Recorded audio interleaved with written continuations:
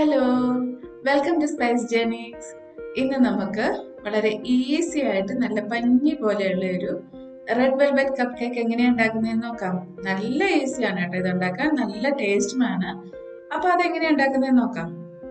നമുക്ക് ആദ്യം ഇതിന് വേണ്ടിയിട്ട് ബട്ടർ മിൽക്ക് വേണം. അപ്പോൾ ബട്ടർ മിൽക്ക് ഇല്ലെങ്കിൽ നമുക്ക് റൂം ടെമ്പറേച്ചറിലുള്ള 1 കപ്പ് പാലെടുക്കുക.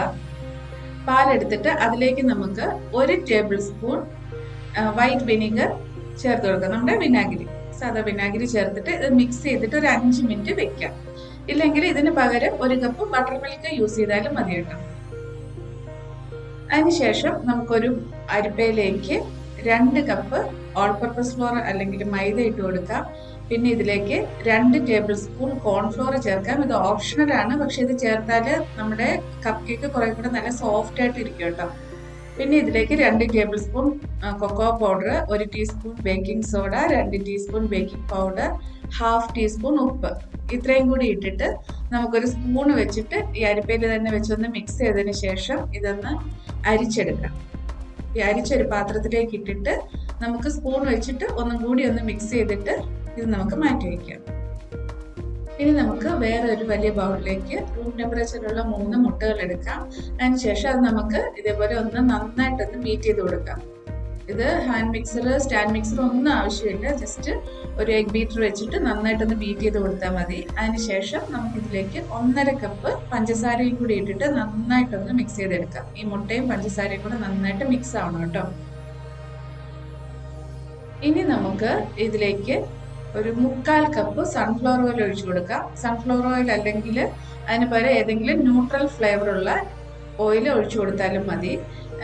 വെളിച്ചെണ്ണ ചേർക്കാൻ പാടില്ല കേട്ടോ. വെളിച്ചെണ്ണ ചേർത്താൽ പിന്നെ നമ്മുടെ ഈ കപ്പ് കേക്കിന് വേറെ ഒരു ഫ്ലേവർ ആയിരിക്കും. അതുകൊണ്ട് വെളിച്ചെണ്ണ ഇല്ലാതെ ഏതെങ്കിലും ന്യൂട്രൽ ഫ്ലേവർ ഉള്ള ഓയിൽ ചേർത്തിട്ട് ഇത് മൂന്നും കൂടി നന്നായിട്ട് മിക്സ് ചെയ്ത് വെക്കാം.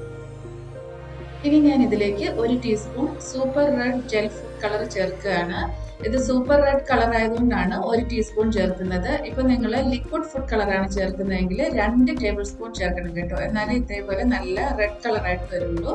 ഇനി ഈ റെഡ് കളറും കൂടി ഇതിലേക്ക് ചേർത്തിട്ട് നമുക്കിത് നന്നായിട്ടൊന്ന് മിക്സ് ചെയ്തെടുക്കാം. കണ്ടില്ലേ, നല്ല സൂപ്പർ റെഡ് കളറായിട്ട് വന്നിട്ടുണ്ട്.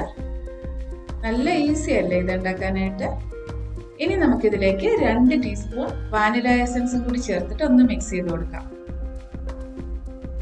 അതിനുശേഷം നമ്മൾ നേരത്തെ അരിച്ചു മാറ്റി വെച്ചിരിക്കുന്ന ഡ്രൈ ഇൻഗ്രീഡിയൻസ് ഈ മിക്സിലേക്ക് ചേർത്ത് കൊടുത്തിട്ട് കട്ട കെട്ടാതെ പതുക്കെ എല്ലാം കൂടി ഒന്ന് മിക്സ് ചെയ്തെടുക്കാം.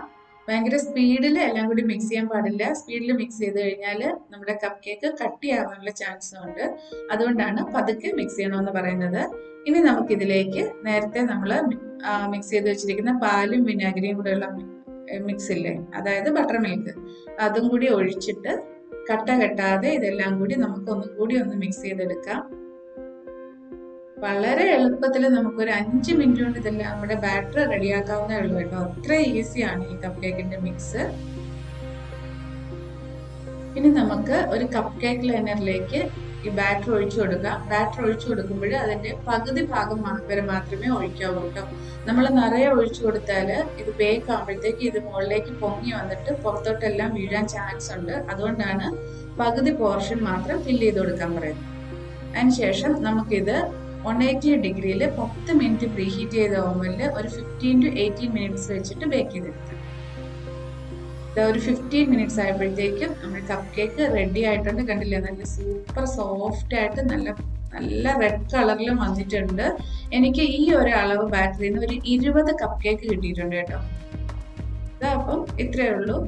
ഞാനിത് കുറച്ച് വിപ്പിംഗ് ക്രീം വെച്ചിട്ട് ടോപ്പിങ്സ് ഒക്കെ ചെയ്തിട്ടുണ്ട്. നല്ല സൂപ്പറാണ്. എല്ലാവരും ഒന്ന് ട്രൈ ചെയ്ത് നോക്കണേ.